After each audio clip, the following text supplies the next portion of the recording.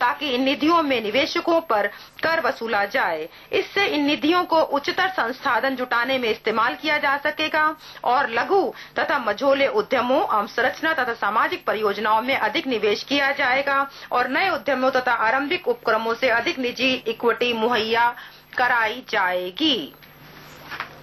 पिछले बजट में उन्हें आंशिक पास थ्रू देते हुए रियल एस्टेट निवेश ट्रस्टों REIT और अवसंरचना निवेश ट्रस्टों को प्रोत्साहन करने की दृष्टि से उपाय किया गया था। विनिर्माण गतिविधियों की बहाली करने के लिए सामूहिक निवेश महत्वपूर्ण है।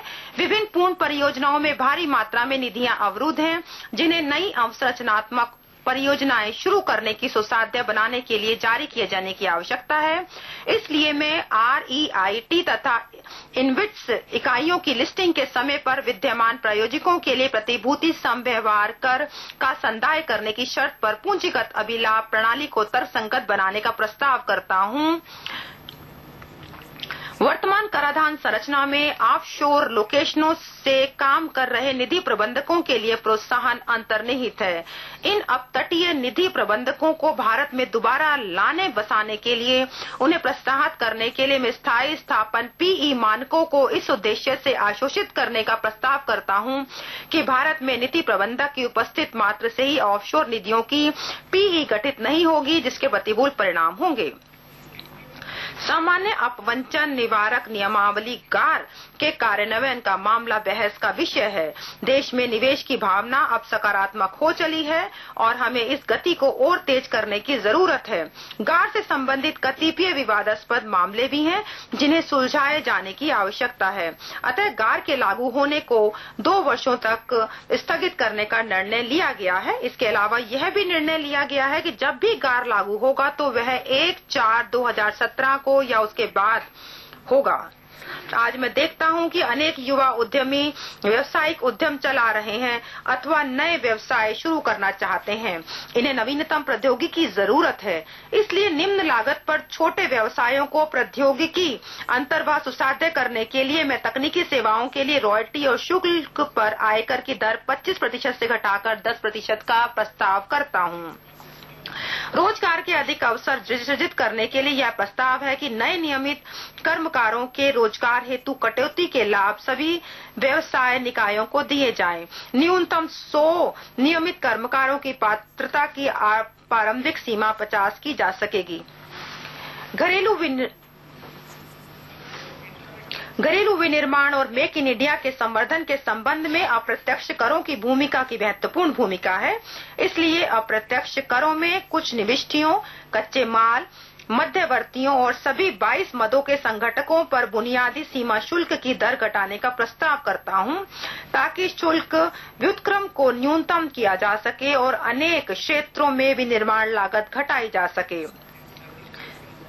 SAD लगाने के कारण कुछ अन्य परिवर्तन सेनाविट क्रेडिट संग्रहण की समस्या का समाधान कर सकेंगे। ITA बाउंड मदों के विनिर्माण में प्रयोग हेतु पॉपुलेटेड प्रिंटेड सर्किट बोर्डों के सिवाय सभी वस्तुओं को पूर्ण छूट देने और वास्तविक प्रयोगता की शर्त पर कुछ अन्य निविष्टियों और कच्चे माल के आयातों पर SAD घटाने का प्रस्ताव करता हूं। विभिन्न परिवर्तनों का ब्यौरा बजट भाषण के अनुबंध में दिया गया है। प्रपोजल इज रिगार्डिंग मेरा अगला प्रस्ताव बिजनेस करने को सहज बनाने पर ध्यान देते हुए न्यूनतम शासन और अधिकतम अभिशासन तथा कर राजस्व पर समझौता किए बगैर कर प्रतिक्रियाओं के सरलीकरण के बारे में है। देश में 2013-14 में कुल धन कर संग्रहण 1008 करोड़ था। क्या कोई कर जिसके संग्रहण में अधिक लागत लगती हो और लाभ कम होता हो उसे जारी रखा जाए या इसे निम्न लागत और उच्च प्राप्ति वाले कर में बदला जाए? धनी व्यक्तियों को कम आय वाले व्यक्तियों की तुलना में अधिक कर देना चाहिए। इसलिए मैंने धन कर समाप्त करने और 1 करोड़ वार्षिक से अधिक की कर योग्य आय वाले बड़े धनवानों पर 2% अतिरिक्त अधिभार से प्रतिस्थापित करने का निर्णय लिया गया है। इससे कर सरलीकरण का मार्ग प्रशस्त होगा और विभाग को कर अनुपालन का कराधार बढ़ाना सुनिश्चित करने पर अधिक ध्यान देने में समर्थ बनाएगा। 1008 करोड़ के कर त्याग देने के एवज में इन उपायों के जरिए विभाग को 2% अतिरिक्त प्रभार से लगभग 9000 करोड़ का संग्रहण होगा। इसके अतिरिक्त व्यष्टियों और कंपनियों द्वारा धारित धन का पता लगाने के लिए आस्तियों के बारे में सूचना जो धनकर विवरणी में प्रस्तुत की जानी अपेक्षित है को आयकर विवरणियों में लिया जाएगा। इससे ये सुनिश्चित होगा कि धन कर का उत्साधन किसी आय को टैक्स नेट से बचने न दें। आयकर अधिनियम की अप्रत्यक्ष अंतरण संबंधी उपबंध जो पिछली सरकारों की देन है में अनेक अस्पष्टताएं हैं। इस उपबंध को समुचित रूप से संशोधित किया जा रहा है। इसके अतिरिक्त विदेशी कंपनियों द्वारा अपने शेयर धारकों को अदा किए गए लाभांशों के अप्रत्यक्ष अंतरण के उपबंधों को लागू करने संबंधी चिंताओं का समाधान केंद्रीय प्रत्यक्ष कर बोर्ड द्वारा स्पष्टीकारक परिपत्र के जरिए किया जाएगा। ये परिवर्तन शक्तियों के विवेकशील प्रयोग की संभावना समाप्त करेंगे और कर दाताओं को अवरोध मुक्त ढांचा बनाएंगे। इसके अतिरिक्त छोटे और जो छोटे करदाता हैं उनसे जुड़ी दिक्कतों और घरेलू अंतरण मूल्य निर्धारण में अनुपालन लागत कम करने के लिए मैं आरंभिक सीमा 5 करोड़ से बढ़ाकर 20 करोड़ करने का प्रस्ताव करता हूं। विदेशी संस्थागत निवेशकों के लिए मैट उपबंधों को तर्कसंगत बनाने के लिए उन प्रतिभूतियों जिन पर निम्न दर पर कर लगता है में लेन देन पर पूंजी अभिलेखों से उनकी आय के अनुरूप लाभ मैट के अध्ययन होंगे। कर प्रशासन सुधार आयोग ने कर विभागों के प्रशासनिक सुधार के लिए अनेक सिफारिशें की हैं। ये सिफारिशें जांच के अंतिम स्तर पर हैं और इस वर्ष के दौरान उपयुक्त रूप से कार्यान्वित की जाएंगी। वस्तु एवं सेवा कर के संबंध में किए गए सुधारों के भाग के रूप में मैं शिक्षा उपकर और माध्यमिक एवं उच्चतर शिक्षा उपकर को केंद्रीय उत्पाद शुल्क में शामिल करने का प्रस्ताव करता हूं। प्रभावी रूप से उपकरों सहित केंद्रीय उत्पाद शुल्क की 12.3% क्षय की सामान्य दर को 12.5% के समतुल्य पूर्णकालिक की जा रही है। मैं उपबंध में दिए गए विवरण के अनुसार कतिपय अन्य जिन्सों में केंद्रीय उत्पाद शुल्क की विशिष्ट दरों से संशोधित करने का प्रस्ताव करता हूं। तथापि पेट्रोल और डीजल के मामले में ऐसे विशिष्ट दरों का वर्तमान में उन उद्गृहित शिक्षा उपकर की मात्रा शामिल में संशोधन किया जा रहा है। 12% से कम उत्पाद शुल्क की यथामूल दरों कुछ अपवादों के साथ 12% से उच्च दरों में कोई वृद्धि नहीं की जा रही है। सिगरेट पर उत्पाद शुल्क लगाने और पान मसाला गुटखा अन्य कतिपय तंबाकू उत्पादनों पर प्रवृत्त मिश्रित उत्पाद शुल्क सीमा में कुछ बदलाव किए जा रहे हैं। घरेलू चमड़ा फुटवियर उद्योग को बढ़ावा देने के लिए चमड़े से बनी ऊपरी भाग वाले फुटवियरों जिनका मूल्य 1000 रुपए प्रति जोड़ी से अधिक है पर उत्पाद शुल्क घटाकर 6% किया जा रहा है। व्यवसाय करने को और अधिक सहज बनाने के लिए ऑनलाइन केंद्रीय उत्पाद शुल्क और सेवा कर पंजीकरण 2 कार्यदिवसों में किया जाएगा। इन करों के अधीन निर्धारित डिजिटल रूप से हस्ताक्षर किए इनवॉइसेज को जारी करने और इलेक्ट्रॉनिक रिकॉर्ड रखने की अनुमति होगी। इन उपायों से कागजी काम और लाल फीताशाही में कमी आएगी। निविष्टियों और निविष्टि सेवाओं पर सैनवेट क्रेडिट लेने की समय सीमा 6 माह से बढ़ाकर 1 वर्ष की जा रही है। ये भी व्यवसाय सहजता का एक उपाय है।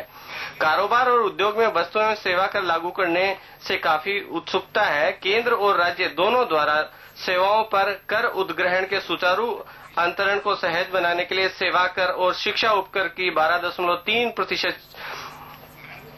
की वर्तमान वृद्धि कर में वृद्धि करके 14% की समेकित दर करने का प्रस्ताव है। अध्यक्ष महोदया, घरों में साफ सफाई और स्वच्छ पर्यावरण बहुत महत्वपूर्ण सामाजिक कार्य है। इसलिए इस वर्ष मेरे कराधान प्रस्तावों का चौथा आधार स्वच्छ भारत अभियान के प्रस्ताव के संबंध में मैंने प्रत्यक्ष कर प्रस्ताव में कॉर्पोरेट सामाजिक उत्तरदायित्व वाले अंशदानों को छोड़कर स्वच्छ भारत कोष के लिए अंशदानों के लिए 100% कटौती का प्रस्ताव किया है। इसी प्रकार कर उपाय स्वच्छ गंगा निधि के लिए भी प्रस्तावित है। अप्रत्यक्ष करों में स्वच्छ पर्यावरण कार्यक्रम में वित्त पोषण के लिए कोयला आदि प्रति मीट्रिक टन स्वच्छ ऊर्जा उपकर 100 करोड़ से बढ़ाकर 200 करोड़ करने का प्रस्ताव करता हूं। औद्योगिक प्रयोगों औद्योगिक प्रयोग के लिए छोड़कर एथिलीन और पॉलीमरों के बोरों और बस्तों पर उत्पाद शुल्क 12% से बढ़ाकर 15% किया जा रहा है। यदि आवश्यकता होती है तो सभी अथवा कतिपय सेवाओं पर 2% या इससे कम दर पर स्वच्छ भारत उपकर लगाने के लिए समर्थकारी प्रावधान करने का भी प्रस्ताव करता हूं। यह उपकर अधिसूचित होने की तारीख से प्रभावित होगा। इस उपकर को सृजित संसाधनों का उपयोग स्वच्छ भारत के वित्त पोषण और संवर्धन कार्यक्रमों के लिए किया जाएगा। सामान्य जल मल वैन उपचार संयंत्रों की सेवाओं को सेवा कर से छूट देने का भी प्रस्ताव है। विद्युत से परिचालित वाहनों और हाइब्रिड वाहनों के निर्माण के लिए विनिर्दिष्ट कलपुर्जों पर वर्तमान में उपलब्ध सीमा शुल्क और उत्पाद शुल्क से छूट 1 वर्ष बढ़ाकर 31/3/2016 तक की जा रही है। अध्यक्ष महोदय, मेरे कराधान प्रस्तावों का 5वां स्तंभ है मध्य वर्गीय करदाताओं को लाभ प्रदान करेगा। इस संबंध में निम्नलिखित प्रस्ताव है। स्वास्थ्य बीमा प्रीमियम के संबंध में कटौती सीमा बढ़ाकर 15,000 से 25,000 करना। अध्यक्ष महोदय, ये लोगों को स्वास्थ्य बीमा लेने के लिए प्रोत्साहित करने के लिए है। इससे कर में छूट भी मिलेगी। वरिष्ठ नागरिकों के लिए ये सीमा जो मौजूद 20,000 से बढ़ाकर है उसको 30,000 किया जा रहा है। 80 वर्ष और इससे अधिक आयु वाले बहुत वरिष्ठ नागरिकों के लिए जो स्वास्थ्य बीमा के अंतर्गत नहीं आते, उनके उपचार पर किए गए व्यय के लिए ₹30,000 की कटौती की अनुमति होगी। रुपए का सालाना डिडक्शन मेडिकल ट्रीटमेंट का मिलेगा। बहुत वरिष्ठ नागरिकों के मामले में गंभीर प्रकृति की विनिर्दिष्ट बीमारी के कारण होने वाले व्यय के लिए 60,000 रुपए की कटौती सीमा को बढ़ाकर 80,000 रुपए करने का प्रस्ताव है। आयकर अधिनियम की धारा 80 घ और 80 प के अंतर्गत विकलांग व्यक्तियों के लिए 25,000 रुपए की अतिरिक्त कटौती की अनुमति होगी। पेंशन निधि और नई पेंशन योजना में अंशदान के कारण कटौती की सीमा 1 लाख से बढ़ाकर 1.5 लाख करने का प्रस्ताव है।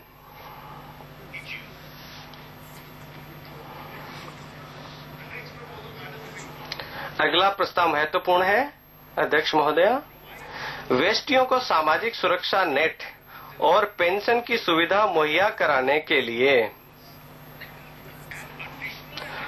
और अतिरिक्त 50,000 की कटौती का प्रस्ताव है 80 घ के अंतर्गत जो नई पेंशन योजना के अंशदान के लिए है।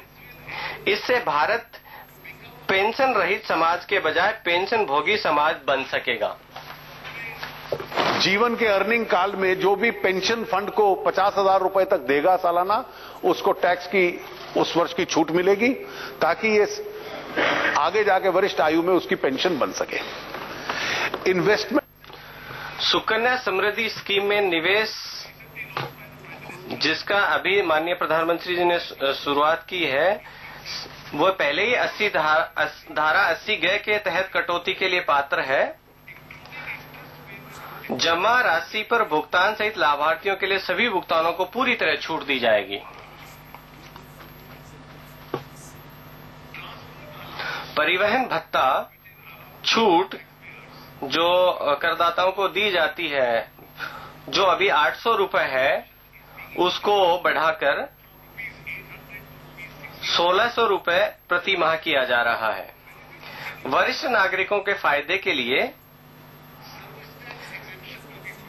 वरिष्ठ बीमा योजना पर सेवा कर में छूट दी जाएगी। अध्यक्ष महोदया, मैं अपर्याप्त राजकोषीय गुंजाइश के बावजूद वेस्टी करदाताओं को रियायत दे रहा हूं। पिछले बजट और इस बजट के मध्यम वर्गीय करदाताओं को दी गई रियायतों को ध्यान में रखते हुए आज व्यक्तिगत करदाता को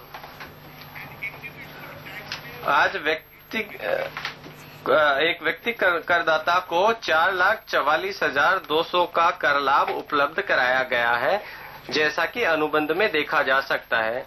जैसे ही मेरी वित्तीय क्षमता सुधरेगी, वेस्टी करदाताओं को और भी बहुत कुछ दिया जाएगा।